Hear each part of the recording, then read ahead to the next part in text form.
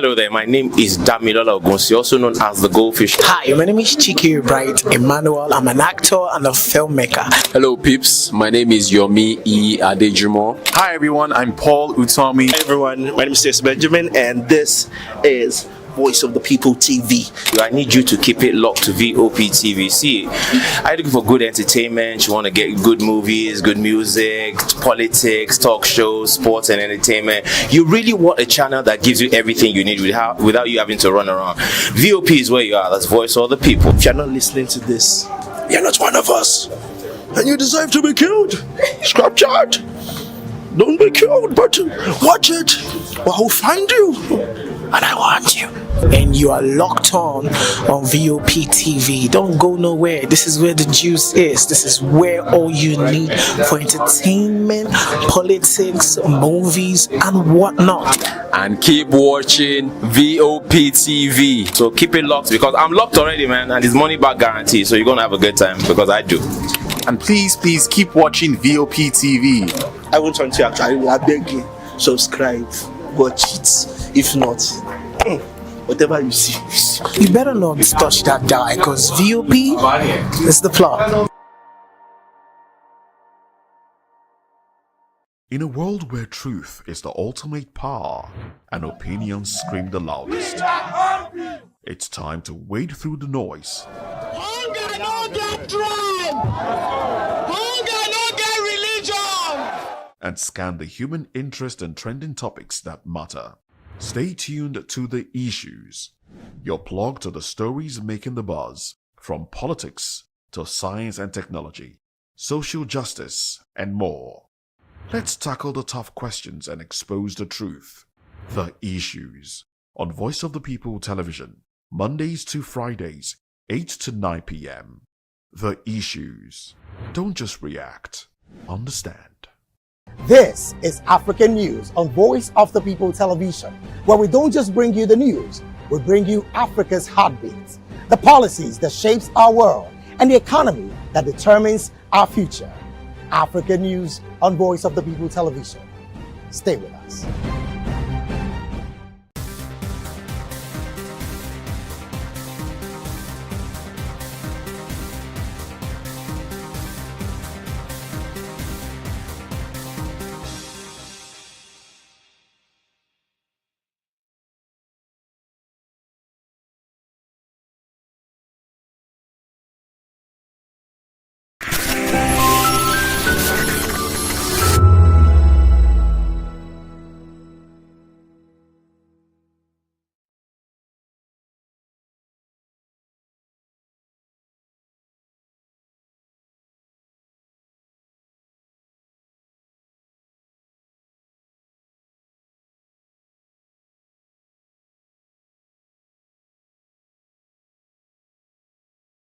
We encourage you to click on the like button and subscribe to our YouTube channel. We are Voice of the People TV. Also follow us on all our social media platforms. We are at VOP TV Live. Visit our website www.vop.ng for fresh and trending news. Also watch us live on SLTV channel 264.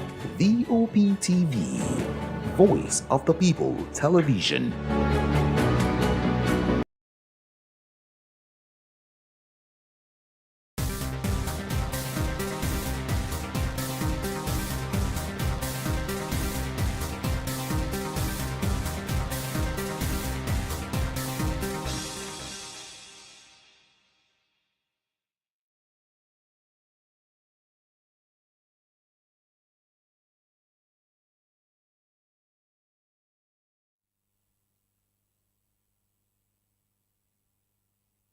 On Edu Dialogue, we bring you fresh ideas and conversations, shaping the future of learning in Nigeria and beyond.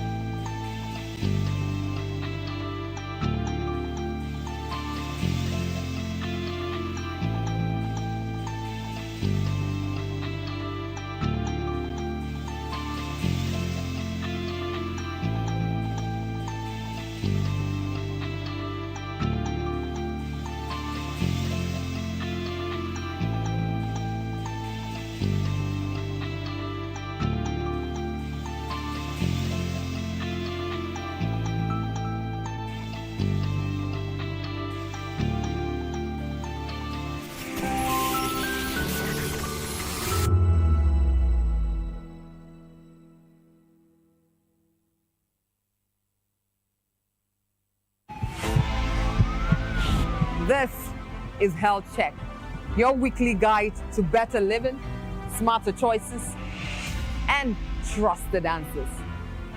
From everyday wellness to urgent health issues, we've got you covered. Health Check, only on Voice of the People television, where your health has a voice.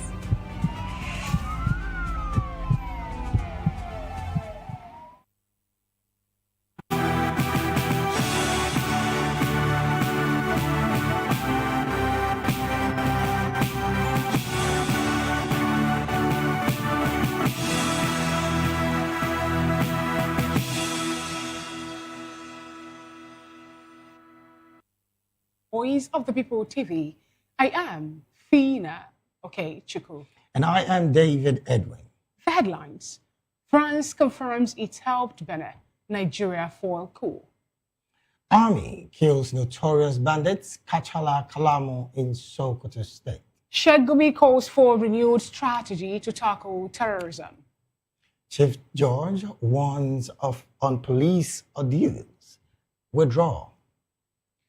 IPAC warns against one-party rule in Nigeria. And the EFCC detains former AGF Malami over Abacha's loot. In business, Ojulari hails NPC's record all-output. In the world of sports, Liverpool defeats Inter Milan despite Salah's absence. In entertainment, NFVCB celebrates Yakubu's AGN presidency win. Now the news and details. France has confirmed it provided Benin with intelligence and logistical support to help stall Sunday's attempted coup. Benin's President Patrice Talon said his government and military blocked a group of soldiers trying to remove him from power and promised those involved would be punished. French officials added that intelligence was also shared with Nigeria, which sent fighter jets and troops in response to Cotonou's request. The French advisor said that support was part of wider ECOWAS effort, and President Emmanuel Macron spoke with both the Nigerian and Benin's leader over the weekend. The failed coup heightened concern about democratic stability in West Africa, where recent military takeovers have occurred in Niger, Burkina Faso, Mali, Guinea, and Guinea-Bissau. France has taken a lower profile in the region after losing influence in some former partners. In the meantime, mixed reactions are trailing Nigeria's military intervention to quell attempted military coup in neighboring Benin Republic. Here in Lagos, some Nigerians who spoke with our correspondent Marty Ogunswada says that the quick intervention highlights the rising insecurity across Africa. Who had announced the dissolution of the government? Nigeria's President Bola Tinubu has confirmed that he ordered the deployment of fighter jets and ground troops into the Benin Republic to help foil a coup attempt by a group of soldiers who had announced the dissolution of the government on state television. This comes after President Patrice Talon's government issued urgent requests for assistance, including a plea for immediate Nigerian air support. In a statement signed by the President's Special Advisor on Information and Strategy, Bayo Ononuga, the presidency says Nigerian jets were first deployed to secure Benin's airspace and dislodge coup plotters who had taken over the national television station and regrouped at a nearby military camp. This confirmation from Abuja comes after President Talon appeared on national television to announce that loyal forces had repelled the coup attempt, retaking key positions and clearing the last pocket of resistance. Benin's government says 14 suspects have been arrested so far as investigations continue. As Voice of the People TV, we got the opinion of Nigerians, many of whom expressed concern over rising insecurity, not only in Benin Republic, but in Africa. The fact is that Nigeria is insecure. So what they should do firstly is that they should secure their own land first before saving another country or secure another country. In that coup attempt, what they did as a rescue, also as a soldier, is also okay, but the challenges they are facing, the same challenges we also are facing in Nigeria. To get it done, go back to the drawing board to make sure that Nigeria is on the safer side, because as it is now, Nigeria is not on the safer side in terms of insecurity, banditry everywhere in the country. The government, the leader of this country, it should rather provide a good security. As a Nigerian, as a soldier before, insecurity is not being imported. It is caused by somebody. And a group of people know about this, basically, because now the thing has cut across the whole country. But formerly we were talking about the north. But the north now is not secured, neither the west or the south or the south-south. So it is left for the government to checkmate themselves, because insecurity, as far as government of every country, their responsibility is to secure their citizens. As we've heard from citizens, the swift move against the coup plotters shows why regional security is highly needed. As arrests are being made and investigation ongoing, many Nigerians are calling for stronger security measures to combat insecurity across West Africa and the world. Matthew Ogunsoada, reporting for Voice of the People Television. In City, the Edo State capital, residents in an interview with Rhoda Johnny, our correspondent in Benin, questions FG's inability to tackle worsening insecurity in the country.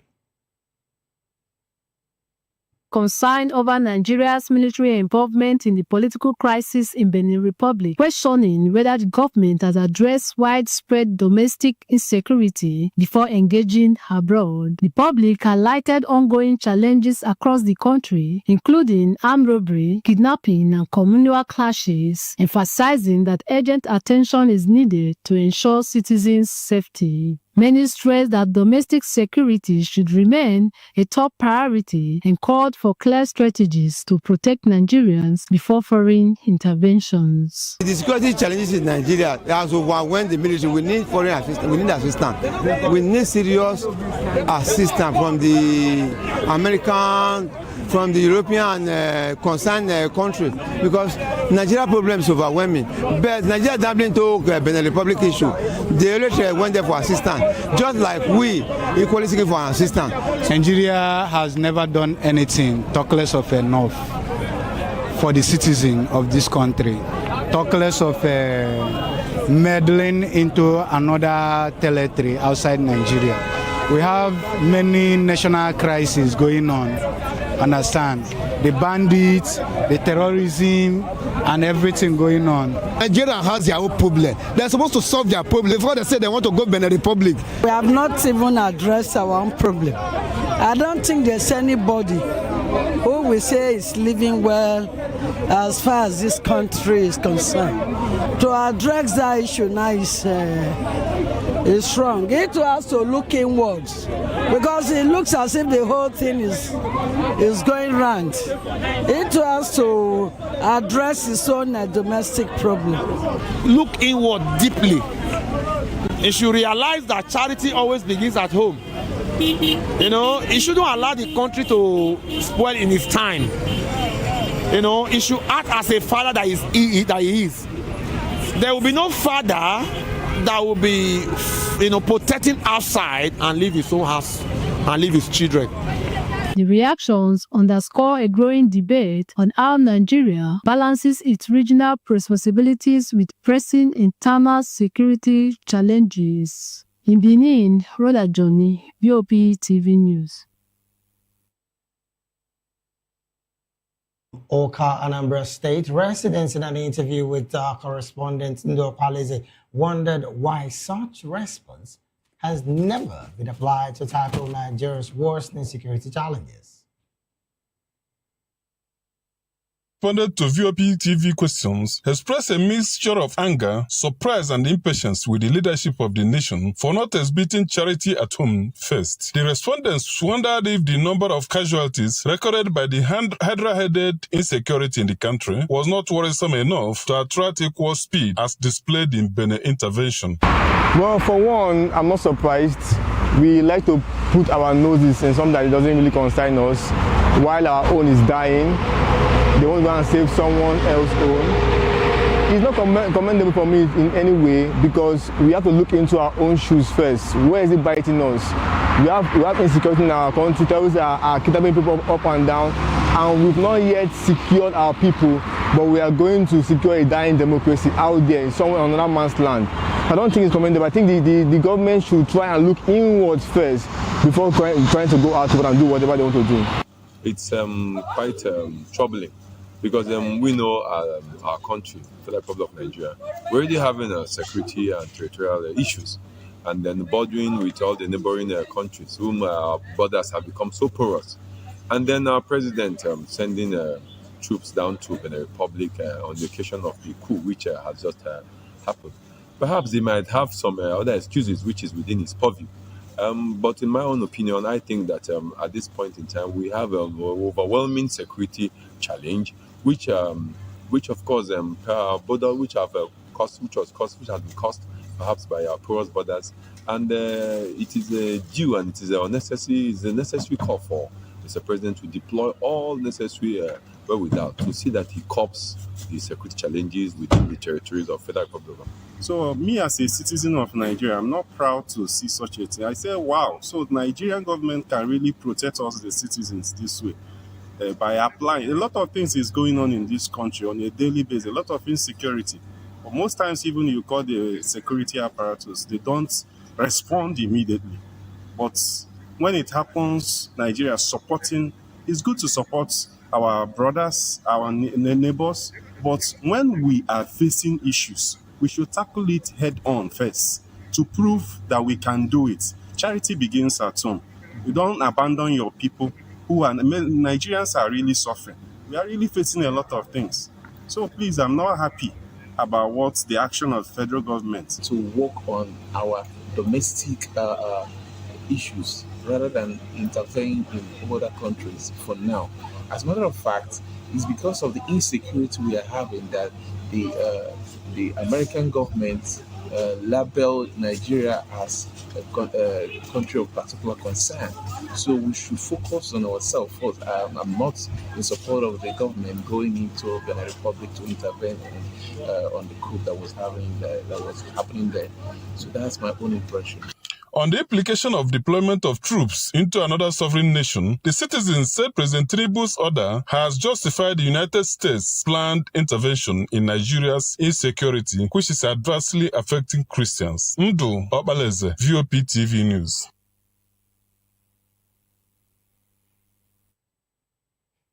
In another development, the 8th Division of the Nigerian Army has killed notorious bandit commander Kachala Kalamu in Sabon Birni, Sokoto State. A military source described the operation as a major victory in the fight against terrorism and banditry in the northwest. Kalamu, a trusted lieutenant of infamous terror leader Bello Turji, was killed alongside one of Turji's top logistics suppliers in a coordinated sweep near Kurawa village early Monday. The source said the swift and precise operation carried out by the 8th Division troops in collaboration with local vigilante teams disrupted a key supply chain supporting terror activities in the area. Elsewhere, the new theater commander of Operation Fasanyama, Major General Bello Idris, says ending banditry in Zamfara State is crucial to tackling insecurity across the country. Idris, who took over in November, made the pledge during a courtesy visit to Governor Dauda Lawal in Gusau. He promised to introduce a new strategy to restore law and order, stressing that he is in Zamfara State not just to reduce banditry, but to eliminate it. Governor Lawal assured the state government's full support for the military operations. He said his administration has procured 30 armored personnel carriers for security agencies fighting bandits in the state.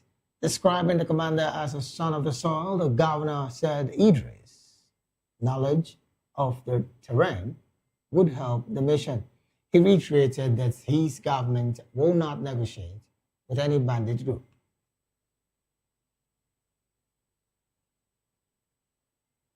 In the meantime, controversial Islamic cleric Sheikh Ahmed Gumi has warned that the federal government's refusal to engage terrorist group would worsen insecurity across Nigeria. Speaking on our VOP TV breakfast show, Gumi said rising cases of banditry and kidnapping affect the entire country, not just areas sometimes described as experiencing Christian genocide. He described recent attacks on children as devastating and stressed that banditry and kidnapping are serious crimes that demand urgent attention. Gumi also alleged that terrorist activities in Nigeria are supported by foreign intelligence network and internal collaboration. He urged the government to adopt effective strategies to tackle terrorism, saying that many Nigerians still misunderstand its true nature.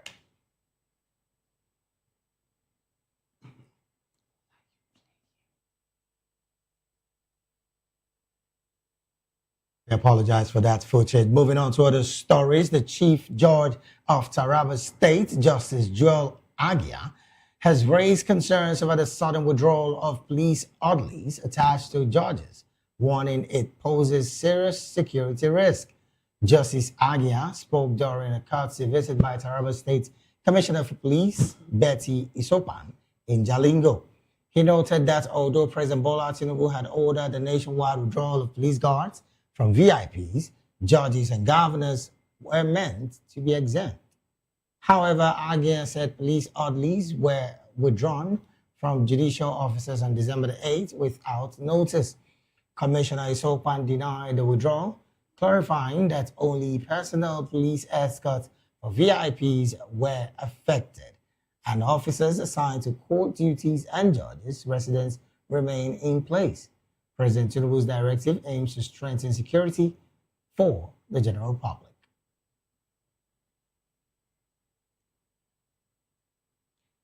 Moving on, Amnesty International is calling for a transparent and impartial investigation into the killing of at least 9 women protesters in Lamodor local government area of Adamawa State, blaming the incident on what it calls the military's unlawful and excessive use of force.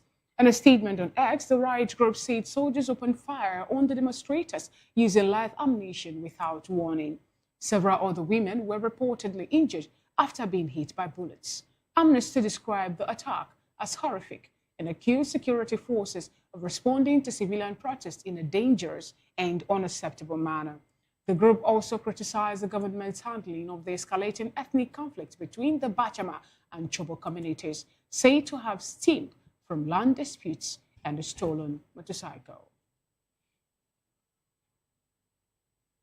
Moving on, the Inter-Party Advisory Council in the Ebonyi State says Nigeria cannot afford to drift towards a one-party state. State IPAC Chairman Nasir Nwaze told journalists in Abakaliki that a one-party structure is unhealthy for any democracy. His comment follows a wave of defection from opposition parties to the ruling All Progressive Congress. Recent defectors include Governors Umar Eno of Akwa Ibom State, Peter Mbah of Enugu State, Duye Diri of Bayelsa, Sheriff Obovoriri of Delta, and most recently, Sim Lai Fubara of Rivers State. The trend has raised concerns ahead of the 2027 general elections. Nwaze cautioned that a one-party system poses risk to Nigeria's democratic health and said IPAC remains committed to resolving political issues and promoting peaceful coexistence among parties. Away from that report, the Economic and Financial Crimes Commission has detained former Attorney General and Minister of Justice Abubakar Malami for failing to meet his bail conditions. The EFCC said Malami must address allegations related to money laundering, including operation of suspicious accounts. He is also being investigated over terrorism financing and the status of a batch of loot recovered from Switzerland and Jersey in the UK. The commission had required him to appear daily for questioning in December. Malami maintains that the allegations against him are fabricated.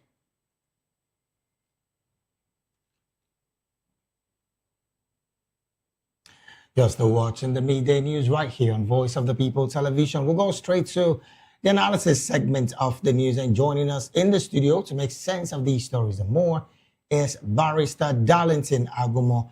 Barrister is a lawyer and a political and public affairs analyst right here in Nigeria. Barrister, a very good afternoon to you. David, good afternoon. Fina, how are you? Well, good, Barrister. Good to have you join today's midday news. Yeah.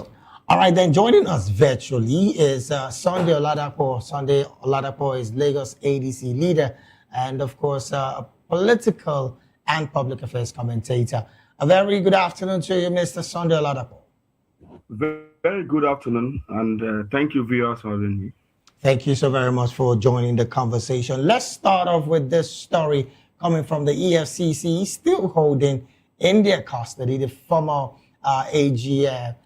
What's your position with this kind of stories? Because yes, we understand that as he stands, he's being detained because he failed to meet his bail conditions.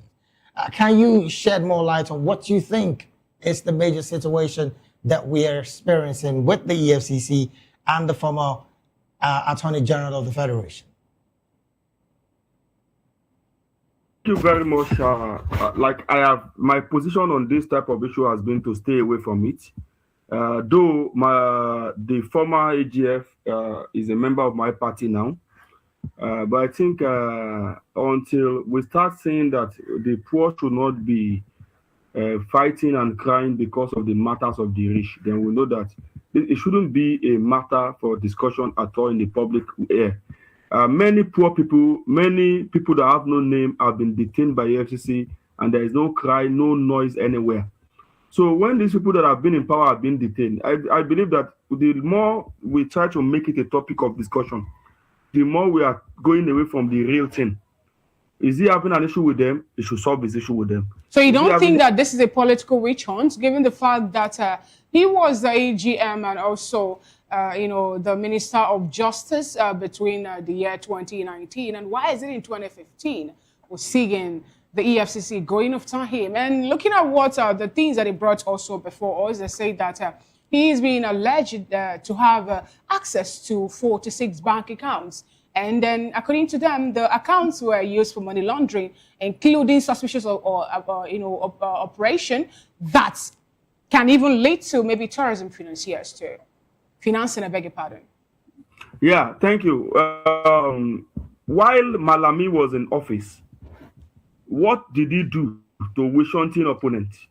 If you go and look at that, you will see that it's not a topic to discuss. Because he was in office, people were Wishington at that time, he did not say anything. So, like I said, Nigerians need to understand, we that are still struggling, we don't need to come in and make the suffering or the rigmaroling of the rich our topic. He was in office, people were Wishington. Fayose was taken to court by EFC almost every day. He was in office. So now that it's been taken, he should go and take care of his problem with them. Let us talk about how Nigeria can move forward, please. All right. Thank you so much, Mr. Sunday. Barrister Darlington Agumo. Yes. We're looking at what this whole story started from, the Abacha loot for something $1 million and all that. But someone actually asked the question, why go for the Minister of Justice? What happens to the Finance Minister? Because you know that most of the loots, when it's been recovered, will pass through them and then get to the CBN and all that. So why are we looking at, picking the Minister of Justice during the last administration for questioning? And also, let's also look at the new information made available by EFCC that he could not meet up with his bail term. And then also the 46 bank accounts that was being linked to him allegedly. And we're getting information now that maybe it has something to do with that, maybe terrorism financing and all that. Nobody's above the law. If you have committed any infraction against our laws, you go in for it. Whether he was a former Attorney General and whatever, it doesn't matter. It is here that we worship people. We worship the very people that are our problem. We worship them. We celebrate them. So if Malami is not answering questions for what he did in office, why not? I didn't say anything wrong in that. In fact, it's not worth discussion. Should this be an applause on the part of the APC as against fighting corruption, which is what they've said they are presently trying to do as well? It is not a credit to APC. It is a credit to our laws and our institutions that started the process. This is what I expect EFCC to do to everybody. I mean, everybody, EFCC, ADC, Labour Party, PDP, anybody at all. That is the only way you can clean up the society. So you think that EFCC is beginning to work now, like they're living up to the expectation? Because you know that Malami was once their boss. Recall that most of the cases that will pass through will get to him as Minister of Justice when he was there. So picking him first, are we going to see that to be more like that corruption has no place in Nigeria, just what the president told the Western world when he said that there is no corruption again in Nigeria? No. That they are now asking him questions does not mean that EFCC have woken up. This is just a one-off. There are many more. The day I will celebrate them is the day they will go to court with all these cases and get conviction. All right, then. And these will go and serve their terms in the Kirikiri or elsewhere. I will not say yes, EFCC have woken up. All right, then, Barrister, let's move to some party politics. Well, interestingly, the Inter-Party Advisory Council of Nigeria clearly have said that Nigeria cannot afford to slide into a one-party state, something that almost everybody and anybody seem to be talking about. Concerns are being raised about the fact that governors are defecting from opposition party to the ruling party because of their own personal reasons, which of course they've let out over time. What's your position with the fact that these kind of defection consistently keep happening, and as it stands, there seems not to be a viable opposition going into 2027, even though there are concerns for constitutional and electoral review in our laws? At the end of the day, the truth will come out about this defection, because from the grapevine, we understand that these people are being induced to come to APC for whatever reason. And it is common among the governors. So if you are being induced, at the end of the day, you that the induced and the person that induced you will answer questions. Because thank God for democracy. The government is a continuum, except that these people manage to remain in office or turn Nigeria into a one-party state. But even at that, there will be a problem. Barrister, what's the implication of having to turn Nigeria to a one-party state? The implication is so many, so vast. You can't even imagine. That means even as we are here now, we may not be coming here. Because the man in office wouldn't want to be criticized. He just give an order, and every station will buy into it. Where are we seeing the IPAC, the Ebonyi State chapter of IPAC, talking up now? What happened in Ebonyi State too? The governor was elected under the People's Democratic Party, the former governor, beg your pardon, and then at the end of the day, there was this movement from the PDP to APC, Barrister Darlington, and we didn't hear much about it. Even after the primary election happened, we also saw the story surrounding it. So what happened? Why is it that they are just waking up to their call now to talk about the one-party system at this point in time? We have been talking about it, just that it has not been loud enough. You know, Nigerians, we always do, instead of proactive, we like to be reactive. You know, we like to close the barn door when the horse have escaped. That is what Nigeria is known for. Now, if you are saying you don't want a one-party state, and for a good measure, we don't want it, what effort are you now doing to avert it? That is the question here. Barrister, were you surprised that similar Ifubara of River State cross-carpeted to APC? Were you ever surprised about that? I wasn't. So you think it's long overdue for him to have joined other people to move to the APC? It is a prophecy foretold. So, I mean, where else would he go to when the PDP cannot even save him, and he needs to survive? Now, when you say he needs to survive, Barrister, we just in 30 seconds before we go to the virtual guest, the likes of Umaino, we have a new directive from him. For you to be able to get a contract, you must be APC card carrier. Yes. And if you go to Edo State, you see another directive from the governor Mabel Monday. He was of the opinion that for you to, be part of the cabinet member, you must wear that cap, that the president usually wear and all that. You must go on with a cap that has such a signal. And if you don't do that, you'll be out. Are we seeing similar figures coming up with something like this too? And what does this portend for democracy in Nigeria? It means that we are sinking. We are sinking. It means that our democracy is retrogressing. It means that we are in trouble. That's the truth. All right, then. If these governors can be so sycophantic and talk in this manner, that will tell you that we are really in trouble. Because the man in office who will benefit from all this is not even saying anything. That means with time, all the states will buy into it. All right, then. They will tell you every morning, if you are coming close to the government, you'll be thinking on your mandate, on your head. So that when people hear, they will not know you're a member and all that. So all these shenanigans, all this childish joke is what our democracy has turned into. All right, then let's take this conversation to Mr. Sunday, who is still with us virtually. Again, the IPAC committee have spoken, and basically their concern is about the fact that Nigeria cannot afford to sink to a one-party state. What's your position? And then as a party member of the ADC, the current opposition that is really talking, what's the position of your party, particularly to preparedness come 2027, even from the governorship and, of course, the grassroots level? Yeah, thank you so much. It's really disappointing that Nigeria is going this way. It's disappointing. But I will also want to blame the opposition party, including my party, for letting it slip away. Now, look at what happened in Osun State, for example. The governor was not accepted in APC as we see it. And the polity has made PDP a party that is risky to be at for now because of the court cases, and you don't know where it may spring to, because you may join the faction, win, and then you are nullified. So PDP is so far not attractive to anybody for now.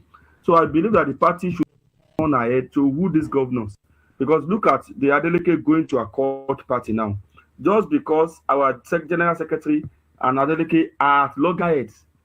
I believe the party should have found a way when to you say resolve that he was not accepted, is it that he was not accepted in the APC, or that he decided not to join the APC? No. He was not accepted. It's in the news.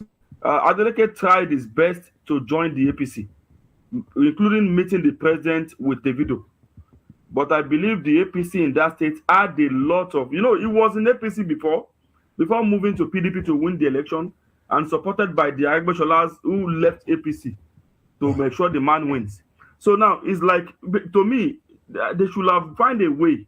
We should have found a way as a opposition party to ensure that even if it's Adeleke should have been in an ADC now, the momentum from that state will have been fantastic. But we let it slip, and he has gone to accord. So now I believe that the other governors now, the opposition party, our big man himself, Alhaji Atiku Abubakar, should be doing a lot of work now. It's not enough to blame the APC for win or for twisting their arms to join that party. How much of an influence? How much of an influence is your party in Osun State, where again, Albeni Rauf Alegbeshola is a party chieftain, and he could not secure the signature of the governor, who again did say the PDP cannot protect him, but rather he's jumping to the Accord party. How much of an influence is the person of Albeni Rauf Alegbeshola in the state? Yeah, as an opposition? Without mixing words, Albeni Rauf Alegbeshola, our GS, has a lot of influence. But I personally, I will not lie that I'm disappointed that the ego was not let down for that influence to be seen. Because it's just a matter of ego that I and the governor were having issues, and because of that, the governor find it difficult to come into ADC, which would have been the best for us now, that the entire Osun will have been with us, and will have been a momentum from the GS state. So further now, we are hearing that Play 2 is also going to APC very soon. I believe right now, the chairman of the party, in David Mark and Atiku, should be ensuring that doesn't happen. You have to sit with these guys, negotiate with them, and let them see why ADC is the best platform for us to move into now. Thank you. All right, then let's still stay with you. And of course, this would maybe take another 30 seconds or 45 seconds as it were, and give us your reactions about the failed coup in Benin Republic, where Nigeria did intervene. And of course, the French government clearly saying, we also supported Nigeria in that move to foil that coup in Benin Republic. What's your position with this kind of conversation, owing to the fact that Nigeria also has her own security issues? Thank you so much. It's just well, the truth is that is a very good, timely response from Nigeria. But where my issues are is number one. I've said it times without number. Nigeria has the capacity to end the security challenges within us, within Nigeria. Why it is taking forever is where we have issues, where we don't understand. Though it has been proven and alleged that a lot of people make money from this insurgency that is never ending. And those ones, for example, will not wish it end.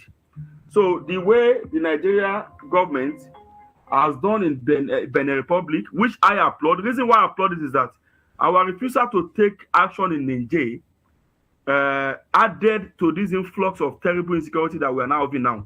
The Lake Chad region has now been surrendered to ASWAP and Boko Haram, where you see them on the waters, exchanging bullets for days with no response from either Chad, from either Niger or either Nigeria.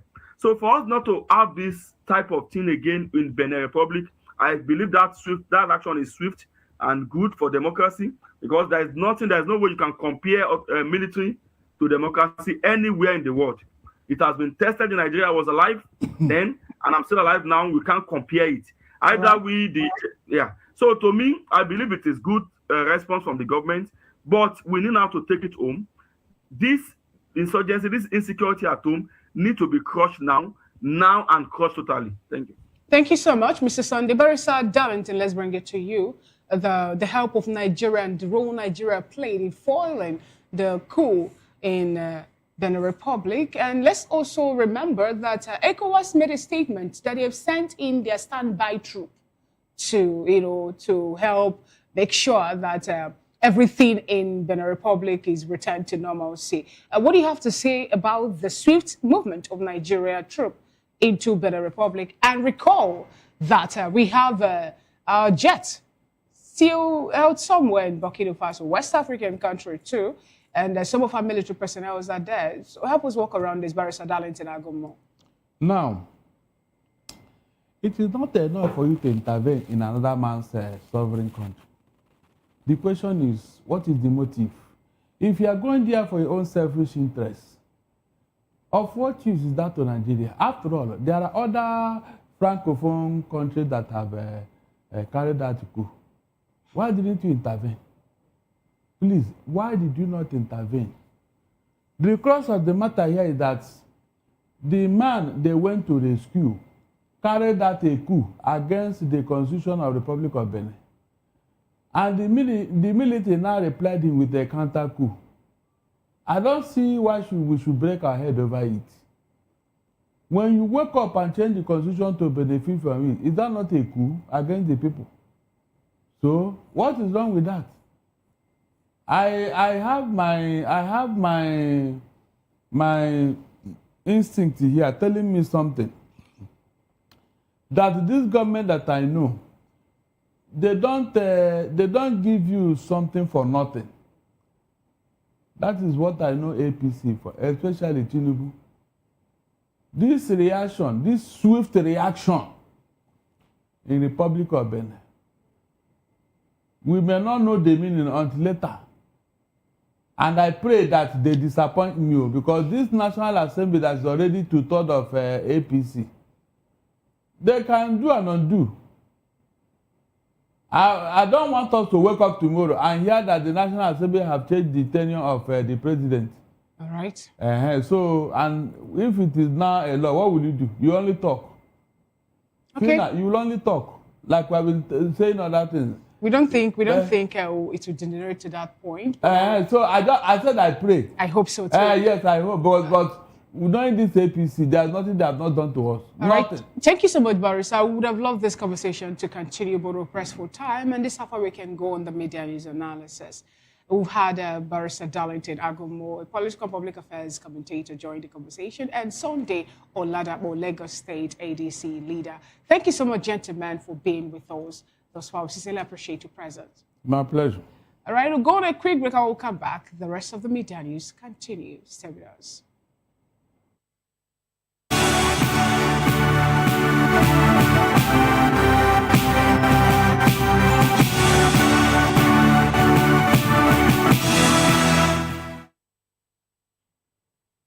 Glad to have you back. It is still the media news right here on Voice of the People Television. Now to more stories. The Securities and Exchange Commission has asked the Investment and Security Tribunal to freeze the bank accounts of Crypto Bridge Exchange and 25 other defendants accused of running an illegal digital asset scheme and that defrauded Nigerians of about 1.3 trillion naira. The request was made at the first sitting of the 6th Tribunal presided over by Chairman Aminu Junaidu.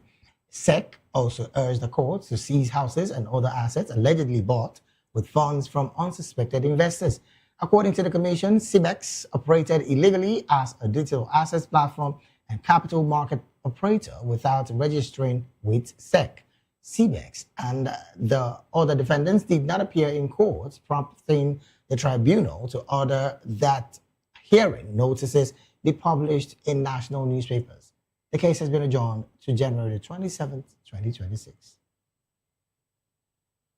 Now on to legislative matter. The House of Representatives has accused commercial banks of engaging in illegality by making unexplained deductions from customers' accounts without proper remittance. Chairman of the House Ad Hoc Committee investigating tax deduction from civil and public servants, as well as bank charges, Kelechi Nwogo, made the allegation during an investigative hearing in Abuja.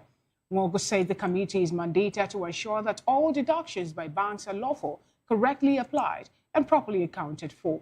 He reaffirmed the panel's commitment to protecting Nigerians from illegal bank charges, adding that the committee has invited the Ministry of Finance and will collaborate with the Office of the Accountant General of the Federation, the EFCC, and commercial banks as the investigation continues.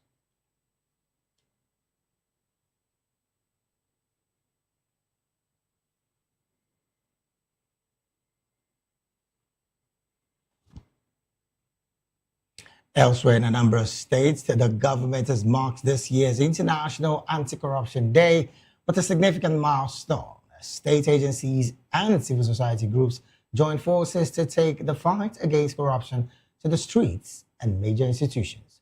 Our correspondent in Oka, Ndo Kwaleze, has more detailed report.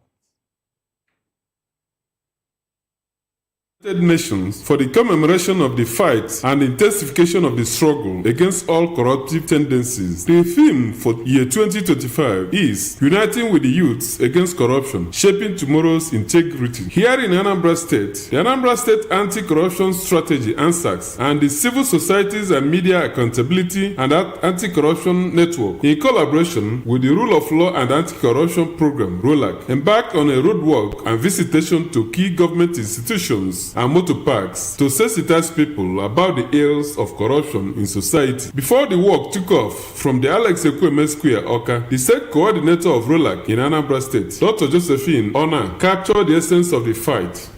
It weakens our democracy. It fuels inequality. Corruption is so bad. And we have taken a resolve to do what?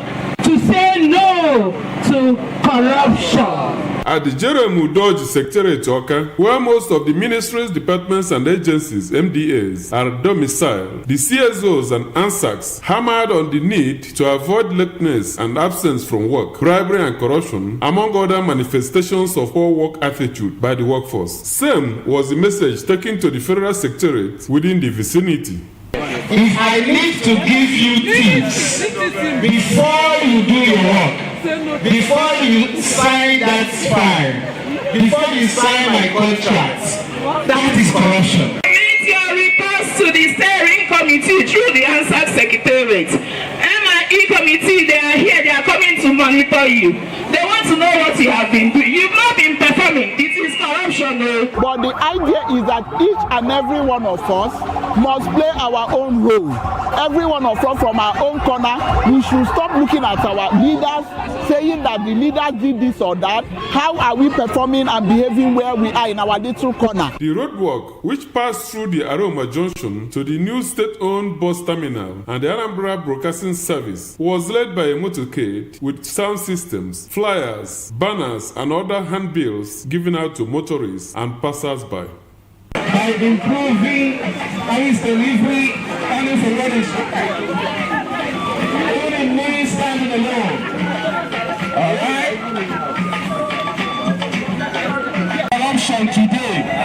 Nigeria is bleeding. Stop corruption today. Nigeria is bleeding. Ndo Opaleze, VOP TV News. Thank you so much, Ndo Baleze, for that wonderful coverage. Now to some business stories. The group CEO of the Nigerian National Petroleum Company Limited, Bayo Ojulari, says NNPC and E&P Limited's historic 355,000 barrels per day production shows Nigeria is firmly on track to boost its crude oil output. Ojulari made the comment in a statement by the company's Chief Corporate Communication Officer, Andy Ode. NEPL recently hit 355,000 barrel per day production, its highest output since 1989, marking a major turnaround. The company's average daily production has jumped 52% from 203,000 barrels per day production in 2023 to 312,000 barrels production in 2025. Reacting to the milestone, Ojulari said the achievement shows Nigeria's energy sector revival is already underway. Executive Vice President Upstream Udin Ntia added that the significance of the development goes beyond the headline figure.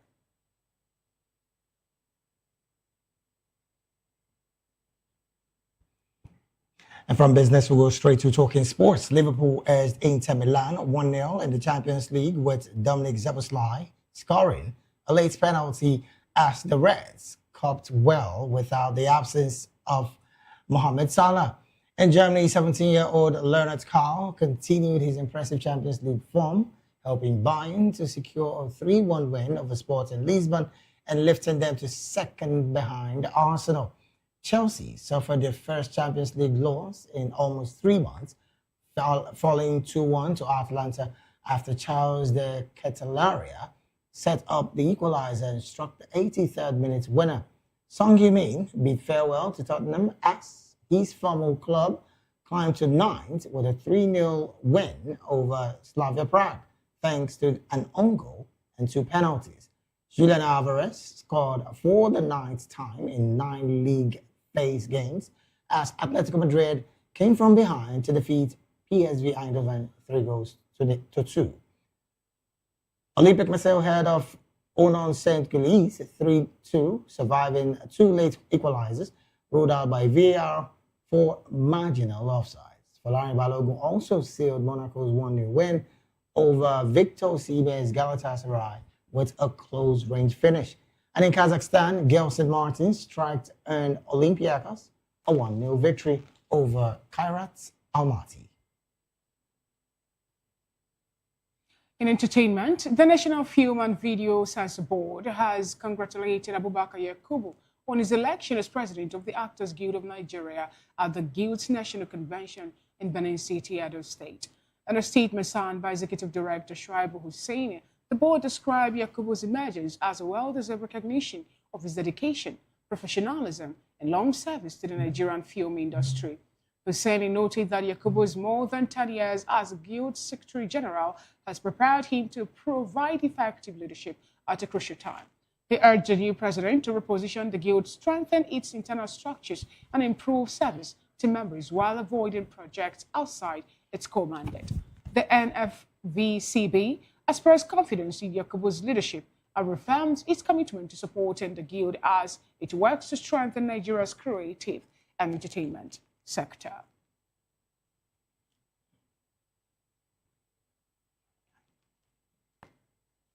And that is it on the Media News and Voice of the People television. Do want to subscribe to our YouTube channel. On YouTube, we are at Voice of the People TV. Across all the social media platforms, we are at VOP TV Live.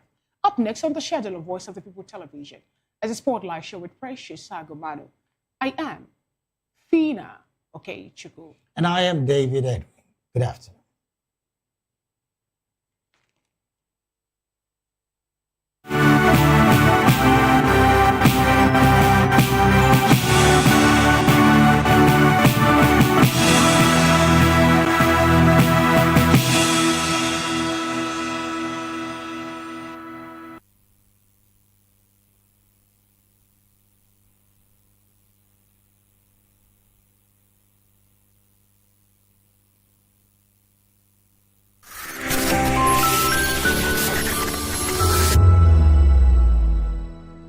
My name is Tao Familoni, and here's to VOP TV. Keep watching, stay tuned, do not touch that dial. Arararara, my name is Made Kuti, and you're watching VOP TV. Keep watching. Welcome, my name is Ika Davis. Distinguished ladies and gentlemen, boys, viewers, everybody, boys and girls. This is VOP TV. Do you know what that means? Voice of the People TV. You don't have a voice, don't come here. You better make sure your voice is heard. This is Health Check, your weekly guide to better living, smarter choices, and trusted answers.